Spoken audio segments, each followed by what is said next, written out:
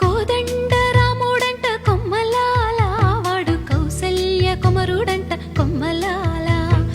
ఆజాను బాహుడంట అమ్మలాల వాడు అరవింద నేత్రుడంట అమ్మలాల రమణీయలామకు తగ్గ చూడువాడేనని రహదారులన్నీ చెప్పుకోగా విని కళ్యాణ రామయ్యను కన్నులార చూడాలని కలిగి సీతమ్మ వేచే గుమ్మలాల సువి సువి సుహూతం వచ్చింది